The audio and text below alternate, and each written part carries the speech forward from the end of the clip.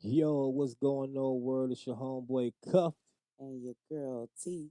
and we are the Unusual Monsters Podcast. So, once again, I'm always going to kick it off the same way. You feel me? Got to let y'all know how we kick this thing off as far as the idea of doing the podcast. Like I always say, you feel me? When it comes to the audio versions, I was never highly intrigued by it, other than when my girl talks about the story that she listens to on True Crimes. I'm more into the with the documentaries and short story TV series and stuff Mm-hmm. like that. That's more my thing, you know what I'm saying? Even that I got more into it, you know what I'm saying, being around her. But whenever she speaks about it, it just sounds a little bit differently. It's very intriguing to me. So I figured, hey, let's start a podcast. So in true fashion, we'll let you kick it off. What you got for us today? All right, y'all. We stand in the U.S., but we gonna go ahead and head on over to the East Coast today. My man was fucking shit up over there, Okay. all up and down the East Coast. Now, I will say today with this one, who a little viewer discretion and listener discretion because for whatever reason, it was very, very detailed on the victim's demise. And once again, I always like to say rest in peace to the victims and our condolences to the families before we Always. start. All right. So, true fashion. The name today is The Last Call Killer. The last call killer. Yeah. Does that not give you anything? Yeah. Hey, it's cool. I'm fucking with it. You know what I'm saying? The thing about these names and everything, the only part I don't like is, and for those who don't know, I don't hear anything about these stories before we turn this camera on. So if it's your first time hearing it, it's my first time hearing it along with you. You know what I'm saying? So the thing with the names is first and foremost, like it gotta be hard to come up with original names and stuff. You feel me? And what I don't like about the names is it kind of tells you what's about to happen in the story. You feel me for the most part. So You think so? yeah, What but you think this one about? what's the name again? The Last Call Killer. The Last What you Call think it's Killer. about? Yeah, I'm rocking with him. The name, I like the name. What you think it's Uh, about?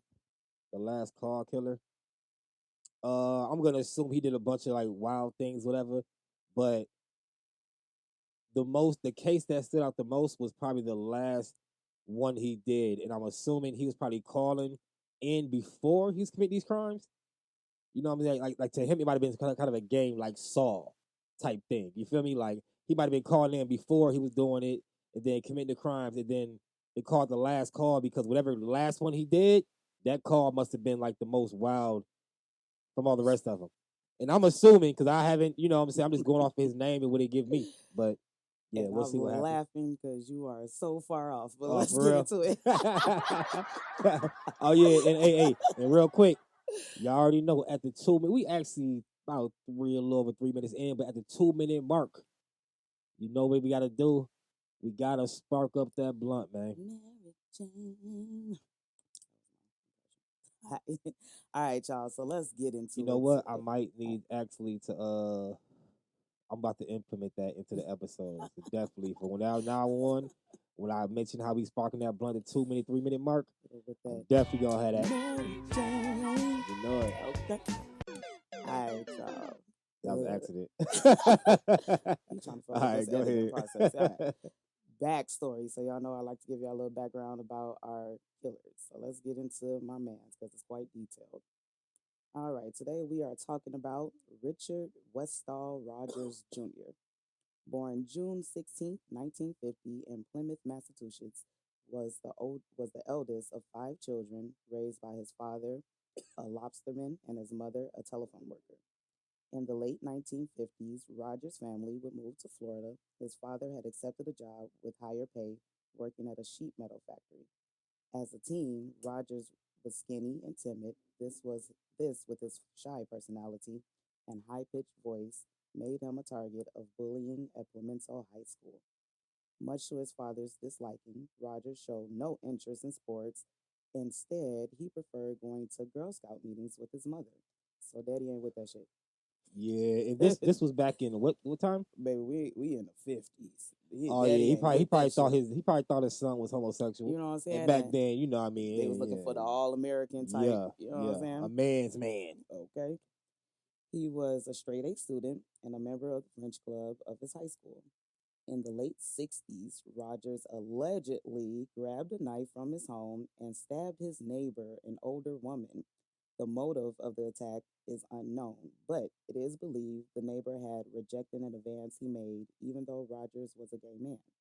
Because of the attack, Rogers was briefly institutionalized, but was soon released and graduated from Palmetto High School in 1968. So with these cases, we just starting off strong a little Yeah, early. he. How old was he when he did that? This was in high school right before he graduated, so Mm. he's still in his teens. Rogers would attend Florida Southern College in Lakeland, Florida. He was described as quiet and a loner who kept to himself. He, Smart kid too. yeah, like they be the ones, unfortunately. He did have a few friends, one in particular, his second roommate.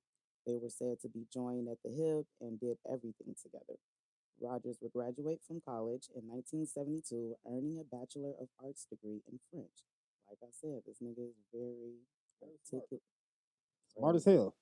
Just like I feel like people like that though, they don't have good social skills, obviously. So he only had like Right, one or two right. friends out of his whole damn life.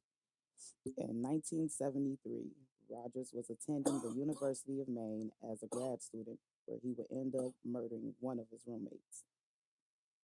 Oh my.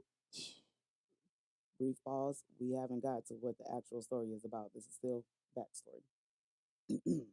On April 28th, 1973, Rogers would hit Frederick Spencer 8 times in the back of the head with a roofing hammer. Spencer was still Mm. alive after the initial bludgeoning. So, Rogers asphyxiated Spencer by placing a plastic bag over his head until he died. Rogers then waited until the evening to dispose of Spencer's body. Hold on, y'all. He wrapped Spencer in his nylon Boy Scout tent, dragged the body out of his home, past the parking lot, and into his car. He then drove down Route 116 in Old Town for a minute until he reached the Bird Stream Forest where he dumped Spencer's body. There are no Old suspects in Town custody. Road, I'm Police are going. asking anyone to come forward. Reporting live for Black TV. White folks are dead. We're getting the That's a fuck lot out of to here. take Let's back roll, before damn he right. was Fuck back. Let's get. Let's go, motherfucker. Go, go. I ain't gonna lie, I hate to always say this, but back in the days, I feel like people like today, someone gonna see you and call. I'm just Not saying, only like, you being on cameras and everything like that, because cameras everywhere, but just like I think back in those times, like people more might have mind their business, or they weren't used to all these crazy things happening, so they seen that and be like, "Oh, he caught a deer," or "Oh, he." They probably just assume like, "Oh, he hunting," "Oh, he," you know what I mean? that's minding your business to a whole nother level. That's a lot. That's a whole obstacle just to get rid of the goddamn body. And I ain't see nothing. Oh, Well, that's all they would not see get is it. him leaving from his building to the Lugging something car. heavy as hell Yeah. that looks suspicious. Well, I don't know what he had it in. It You don't know what I say, mean? but But like, I think it was a plastic bag, a heavy ass plastic bag. Like imagine a whole full blown person in there. That ain't looking like no garbage now. I mean, I ain't seen nobody drag dead yeah. body across in a bag, but But I would but today imagine. in today's society, we would assume those type of things. But back then, you I think they guess would? maybe not. They thought it was his dog. I don't fucking know. I don't know what they thought. Anywho, Spencer's body was found by two cyclists on the afternoon of May 1st, 1973. Police was able to ID Spencer by a key found in his pants that belonged to a post office box he rented. Three officers investigated the home Spencer shared with Rogers and two other roommates. In Rogers' room, they would find bloody fingerprints on the door, a bloody footprint on the floor, blood droplets across the walls, and the hammer that was used. Rogers was taken to Orono Police Barracks and interrogated. During the interrogation, Roger admitted to killing Spencer, but claimed it was in self-defense. Hmm, I highly doubt it. Yeah, I figured he was gonna say something like that first story because when you this is first the eight the hit the eight Yeah, this is the same right the person, first the one right roommate, his okay roommate. yeah obviously he went on to do more and more so but I was assuming like I'm just curious how did he get off on self defense? because he hit him in the back of the head. So that person must have walked away or tried to run away or something. You know what I mean? Let's get into it. Rogers would be charged in the murder, and he was held in the Bangor County Jail without bail for 6 months until his trial started. Rogers would testify during the trial, claiming that Spencer attempted to attack him with a roofing hammer, but he got a hold of the hammer during the struggle and hit Spencer in the head 8 times in self defense.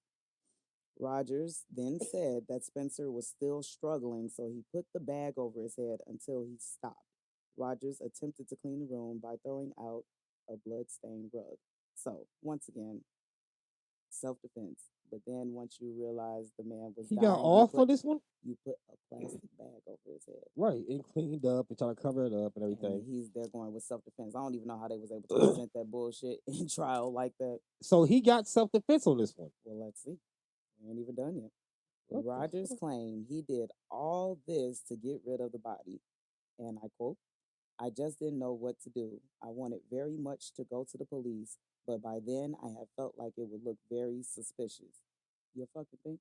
End quote.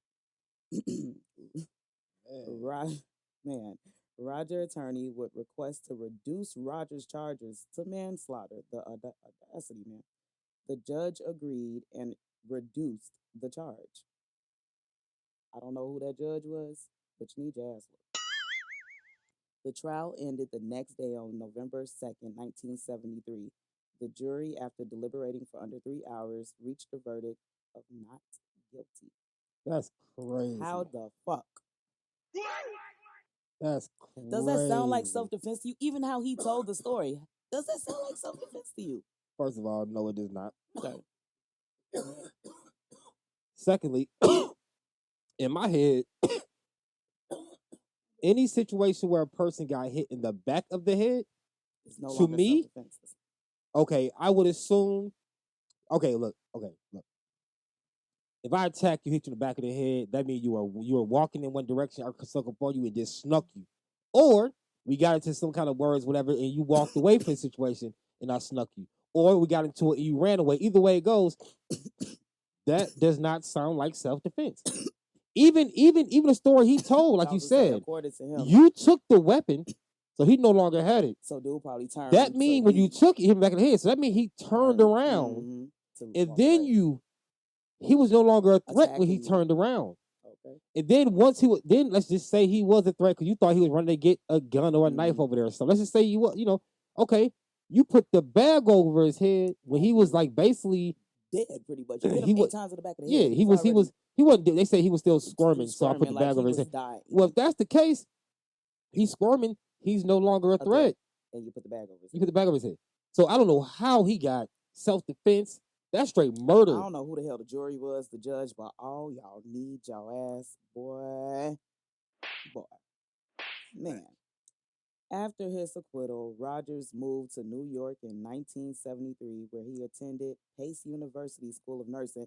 This nigga still able to get a fucking education. A good one at that. Like, blows my mind. After graduating in 1978 and earning a master's degree in science, he was hired as a nurse by the Mount Sinai Medical Center. He eventually became a surgical nurse and worked in the pediatric ward until his arrest in 2001. Alrighty. Wait, okay, so me rewind. That happened. That case ended in what year? 1973. And he kept doing that up until 2001 because he didn't get caught for nothing else. Yeah, so he didn't get caught all that time. He didn't get caught, so he was just out here fucking motherfuckers up for a very long time. 1973 to 2001. Man. So what did he? Go ahead, continue. He's still in backstory. I'm very intrigued because this is weird. Between all that time, man, he probably on. I'm gonna tell you because we still in the backstory, y'all. Oh my. July 11th, 1988, Rogers allegedly invited a man he met from a bar in Manhattan to his Staten Island apartment. Once at his apartment, Rogers asked the man if he wanted something to drink. The man said diet soda, but Rogers brought him orange juice instead. First of all, if somebody bring me something other than what the fuck I asked, I'm not drinking that shit. Well, I mean, unless they Sorry, I telling me, didn't have unless such and he's such. telling me, but Yeah, it don't yeah, seem yeah. like he told him. It seemed like he just brought him some shit. Whether he did or didn't, this is bringing me down Jeffrey Dahmer memories right now. I feel like this man is way worse. I ain't gonna lie, he's way worse than Dahmer to me. Like this should be as popular as Dahmer in my opinion. Man, I mean that. I've been telling you that for a couple of days. yeah. How it was. Yeah. Go ahead. Okay. After drinking it, the man said he felt unconscious. Hours later, the man woke up. His hand and ankles had been bound to Roger's bed with an hospital ID bracelet. As he lay naked on his back, Rogers injected a needle into the man, causing him to lose consciousness again. A few hours later, Rogers dressed the still unconscious man and carried him out of the apartment building. Once again, a no Rosie the nosy neighbor around. When the man woke up And this is an again, apartment building, so like and walking this through is the in the eight. halls, the elevator, like, This come is the on, late man. '80s now. It is This is '88. You know, and he's in New York. Anywho, people everywhere. thank you. When the man woke up again, he called his friend who drove him to the local police precinct. After reporting the assault, he went to Roosevelt Hospital where doctors ran several tests on him. They noted the bruises on a vein on his hand, so where he injected the shit into him. He also took a rape kit, which came back negative. Rogers was arrested for the crime in August of that year, but was acquitted in a non-jury trial in December of 1988. I don't know how he got off. I want to rewind a little bit. So he tied him up. Well, he gave him a drink, made him go unconscious. Tied him up, injected him with something. Not really sure what it was so far with the needle, right? Yeah, and But he that's it. didn't sexually assault him. Yeah, and he didn't really fuck him up, or obviously didn't kill him. So Right. I don't know. Hmm. I have no ideas, but maybe God was on that man's side. Shit, Hmm. I have Okay, no go idea. ahead. That's it. All right, so that's the last of the backstory. Now let's get into what we are here for, the last call killings. All right, starting with our victim number one. 54-year-old Peter Stickney and Anderson was the first known victim of the last call killer. On the night of May 5th, 1991, Anderson was last seen alive on Lexington Ave after drinking at the Townhouse Bar in Midtown. That same night, Anderson's remains were discovered in a trash barrel by a maintenance worker along the westbound side of the Pennsylvania Turnpike. The worker couldn't lift the trash bag, so he opened it and saw Anderson's head. The worker told his supervisor, who then called the Penn State Police. An autopsy was conducted on Anderson, which revealed that he died from multiple stab wounds to the chest and back. He was also castrated post mortem, so after he killed him, he chopped his stuff off, and his penis had been placed in his mouth. Due, That's like that Emmett Till stuff right there. due to rigor mortis, the medical examiner determined that Anderson had died less than 37 hours prior to discovery of his body. His identity was unknown at first, but he was ID'd after his belongings were found along another stretch of the turnpike. So, like I said, some of these are just very graphic. The next victim was Thomas Richard McCauley, a 57-year-old married father of four. McCauley, who lived in Massachusetts, visited New York in July 1992 for a business meeting. His credit card transactions traced his last known whereabouts to the Townhouse Bar on July 8th. On July 10th, 1992, maintenance workers found five trash bags containing the partial remains of Thomas along Route 72 in the Woodland Township, New Jersey. One bag contained intestines, a stomach, a latex glove, and a plastic cup. Thomas's stomach was cut in half and placed in two bags. The fourth bag held a portion of Thomas's skin with a bite mark on it, and the last bag had a blood-stained compass saw. Compass saw. A pair of the latex gloves, a shower curtain, and a bed sheet in it. 2 hours later, a sixth bag containing his legs was found at a picnic area of Garden State Parkway in Stafford Township, New Jersey. Yeah, like, Yo, yeah. this dude, I am like I could imagine these Uh, people are families there like are there YouTube videos of him getting interviewed?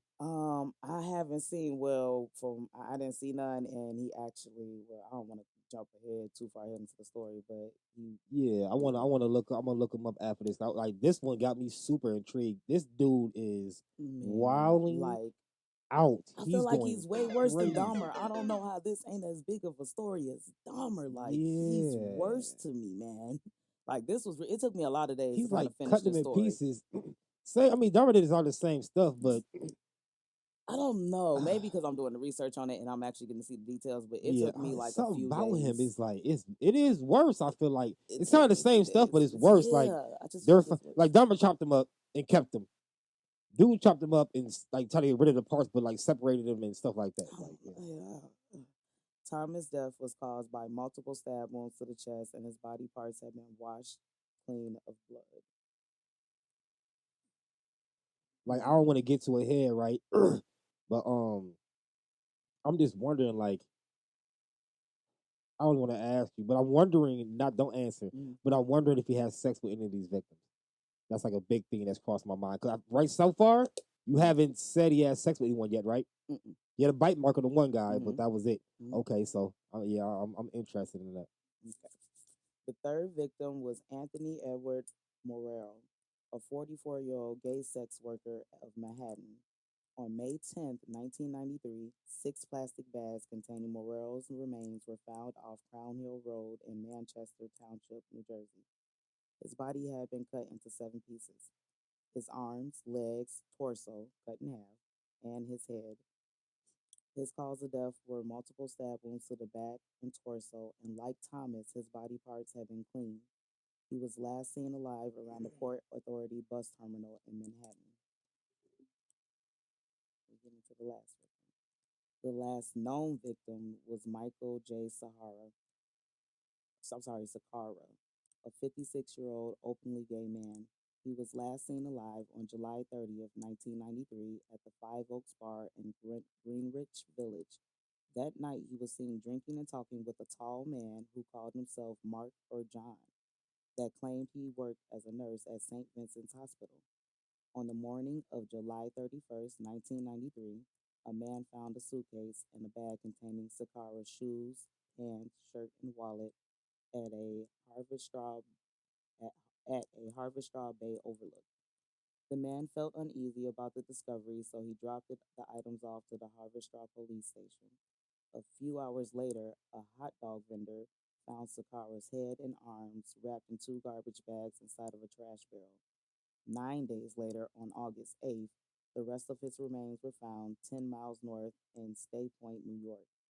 Like the other victims, Sakara's body was cut into seven pieces and his body parts had been washed. However, and although he had been stabbed 5 times, Sakara died from bludgeoning, so he was hit in the head. I ain't gonna lie. So far, this is the hardest one to listen to. This one's I crazy. told Like you, he man. was just like And it's so detailed. I was able to find like it goes. I was able to find these so graphic details, and it made me wonder, like Dahmer, because this is like a gay killer. Is it so graphic? Because I feel like some of the other ones, even the last one, wasn't as yeah, detailed. You know? maybe that's why this one sounds so bad too, because of all of the details. Like I Yeah. don't know. I'm sorry. So now we're going to get into other murders that he was suspected of, because I'd imagine it was way more. He went a long time before he was even caught. Rogers is also the prime suspect in the murders of 21-year-old Matthew John Pirro. On April 10th, 1982, Pirro was found dead off a dirt road near Interstate 4 and Lake Mary Boulevard in Lake Mary, Florida. His death resulted from strangulation and six stab wounds, and his nipples had been bitten off. Shortly before his murder, Pirro was last seen leaving a gay bar in Orlando, Florida. Rogers was in the area at that time for a college reunion. The bite mark on Pirro's body could also be a match to Rogers' teeth, so they still don't know. Rogers is also suspected in the 1986 murder of Jack Franklin Andrews, whose body parts were discovered in garbage bags and quilts at a rest stop along Route 8 in Litchfield, Connecticut. Investigators believe that Rogers may have killed whenever he went on vacation, as he frequently traveled to California, Florida, Massachusetts, West Virginia, New Jersey, and Arkansas. So now we're gonna get into that how to call him, but it was a process, baby. All right. Whew. 28 latent fingerprints and three palm prints were recovered from the eight trash bags that held Peter Anderson's body. The prints were put into the Pennsylvania, New York, Virginia, and New Jersey database, but no Right. matches were found. Police soon ran out of leads on Anderson's murder, and Anderson's murder became a cold case. Police were unable to find fingerprints at the Thomas McCauley crime scene. They did find DNA in a latex glove. The DNA was entered into the FBI's combined DNA index system, but there were no matches. Investigators also traced the origins of the bag containing the gloves to the CVS branch on Staten Island through its SKU number. A sticker on the keyhole saw used to dismember Thomas was traced back to the prayer garment retail chain. At the time, there were 32 stores in New York and New Jersey. There were two stores on Staten Island, one of which was across the street from the CVS. How many states was it? He was in like He was he really much up and down the whole East Coast and a little right, bit south, like right. down into Florida. This made detectives believe that the perp lived or worked in Staten Island. Police described the way Thomas's body was dismembered as dis. Oh man, am I fucking stoned? Yeah. Maybe I can read my handwriting. As his bones had been separated from his joints. Dude was a doctor, was it? Yeah, he was a surgical Right. doctor, so Surgical, he knew yeah. how to fillet me on, motherfucker. Yeah, he was going crazy. Man, this led investigators to believe the perp had medical experience. They were right. Police filled out a VCAP form in search of similar crimes. After learning of Peter Anderson's killing, they considered the possibility that a serial killer could be on the loose. The bag containing Anthony Morell's head was a limited edition Acme bag that was only distributed at select locations, including Staten Island. Two fingerprints and a palm print were also found on the bag, but the prints didn't match anything in the system they were entered into. After Michael Sicara's killing, 8 law enforcement agencies in New York, New Jersey, and Pennsylvania set up a task force to catch the perp. So they set up a whole force just for this nigga. Like, yo. About time. Okay. A composite sketch of the suspect was claimed to work at St. Vincent's Hospital was made from witness statements and sent to local hospitals. The New York City Gay and Lesbian Anti-Violence Project also raised a reward of $1 million for info. Police also requested the names, addresses, and dates of birth of all nurse employees at St. Vincent Hospital with the first or middle name of Mark or John. From this, police found a person of interest. He was a gay man named Mark who worked at St. Vincent's as a nursing care coordinator. He had homes in Manhattan and Staten Island, and according to, Look, they was on his ass. At that point, mm-hmm, they was on his but they ass. ain't even here. That's the wrong guy. According to rumors, he visited the townhouse and Five Oaks bar on occasion. The man was brought in for questioning, but there was no evidence that tied him to the murders.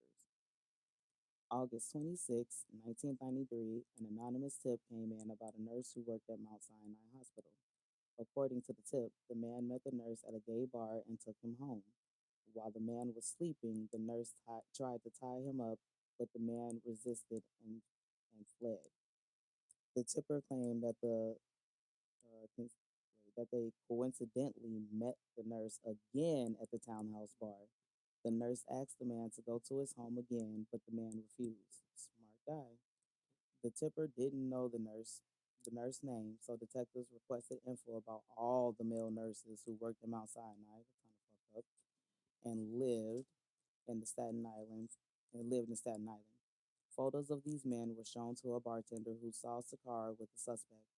When she saw Roger's photo, she noted that he had similar hair to the suspect, but couldn't make a positive ID, so investigators moved on. The task force would later be disbanded in November 1993. So that little task force didn't do the job. They got the ball rolling. Yeah, They a got the little ball bit. rolling. Then we jump to April 1999. New Jersey State Police became aware of a fingerprint lifting technique known as vacuum metal disposition. Gloves of over 3 dozen plastic bags from the crime scene were sent to a Toronto forensics lab to be analyzed. 6 months later, scientists were able to lift 35 fingerprints and a few palm prints from the evidence. Packets with the prints and details of the case were sent to the 50 states and Puerto Rico. Yeah, what I don't get is like they found fingerprints a couple times, including right here, and this is way before he ended up getting locked up. I don't get it. Like how so his fingerprints were never in the system, even though he almost got convicted of murder. Back in the day, Right. So his fingerprint would be in the system, right? Like I don't. you would think so. All right, so the 50 states and Puerto Rico, so they can be ran through each state's individual systems. The prints were matched to Richard Rogers from Maine's fingerprint database. Rogers' prints had been on file since his 1973 arrest, but AFI, Maine's AFIS system had not gone online until 2001. Got you. Damn. On May 28, 2001, police approached Rogers at his job, telling him he was a victim of credit card fraud so that he would agree to be questioned. Once they got to the investigation room, detectives told Rogers that they were actually investigating the murders he was suspected of. Rogers admitted to knowing Sakara, but after figuring out the police had linked him to the murders, Rogers requested counsel and was subsequently arrested. His bond was set at $1 million. Yeah, making sure he won't go nowhere. But he was a Okay, doctor, so I mean, he probably have a million stacked there. somewhere. During a search of Rogers' home, the police discovered more circumstantial evidence linking him to the murders. Firstly, they found a bottle of Versurst, a medication commonly used as a date rape drug. Rogers' carpet fibers were also consistent with those found on Thomas's body, and plastic bags in his home were similar to the ones the victim body parts were wrapped in. They also found highlighted passages with mentions of decapitation and dismemberment in Rogers' Bible, videotapes of horror films, New Jersey road map, and Polaroids of shirtless men with stab wounds drawn on them. Rogers' trial began on October 26, 2005. Rogers was offered a plea deal during jury selection, which stated that if he pled guilty to manslaughter in both cases, he would receive two 32-year sentences with the possibility of parole after 15 years. Sheesh. First of all, that I don't like that just because he shouldn't get no chance for parole the fuck at all.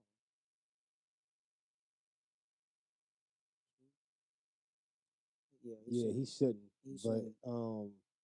Like, I damn, feel he's like like, when the 15-year mark came, they would have been like, nope, denied. In why the even same do that? sense, yeah, don't even give him the The yeah. thought, That's the a little hope that wild. he could. Yeah. Okay. Also, if he pled guilty to third-degree murder in the death of Peter Anderson, he would receive a total of 10 to 20 years in prison. Rogers said he would take it into consideration but declined the deal. Several witnesses who had found the remains of the victims, detectives who investigated the case, and fingerprint comparison analysts testified at the trial. However, Rogers himself never took the stand and was quiet throughout the whole trial. Although Rogers was never charged in the killings of Anderson and Sakara, their cases were allowed to be discussed at the trial due to their similarities with other murders.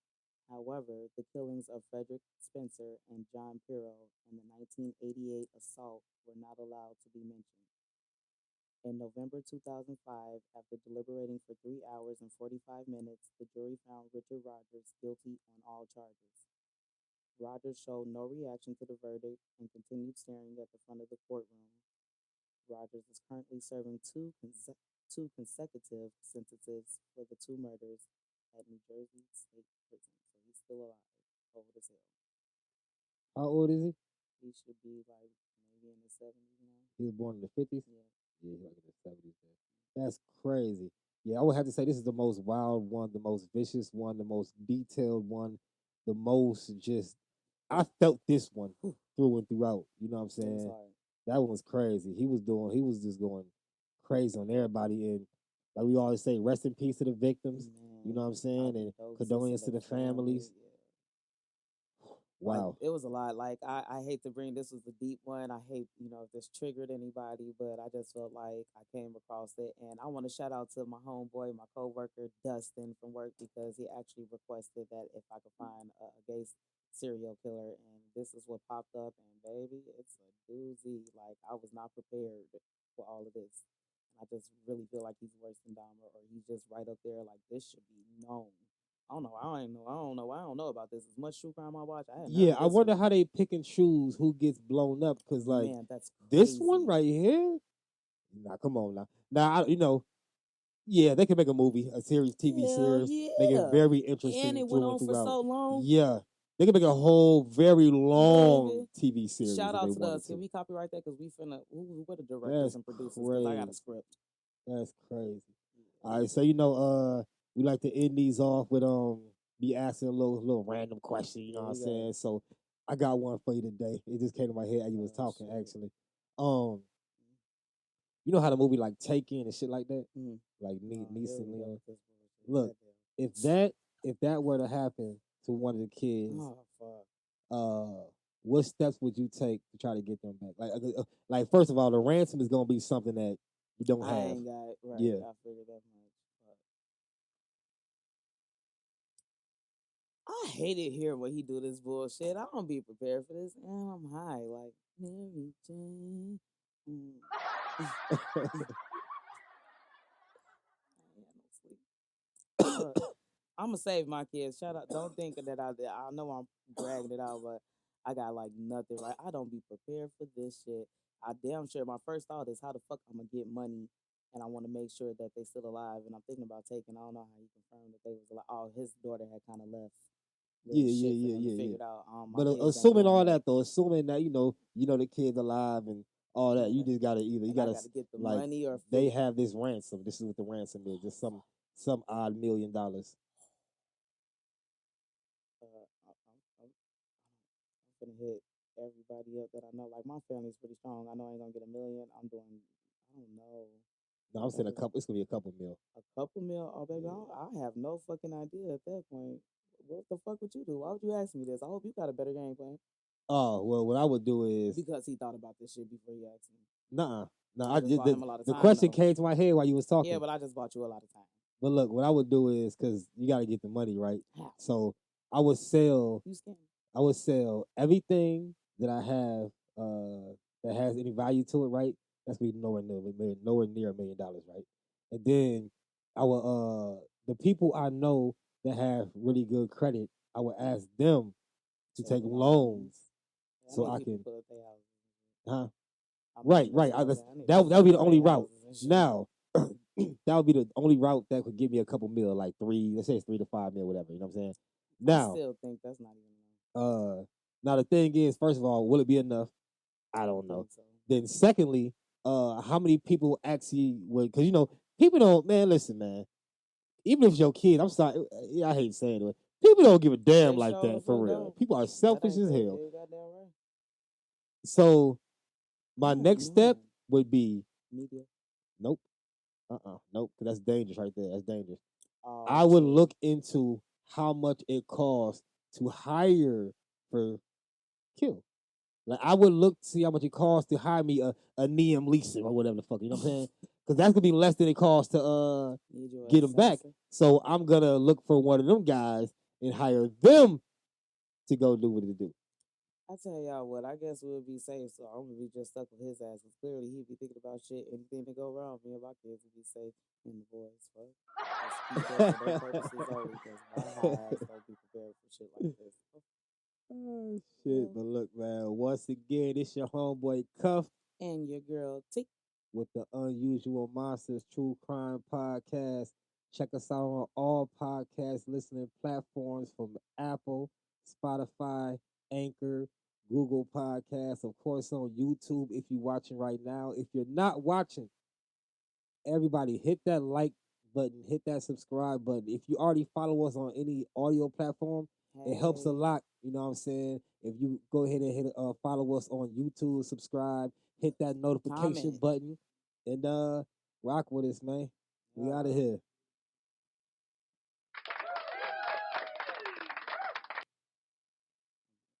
I love it. You guys are so great.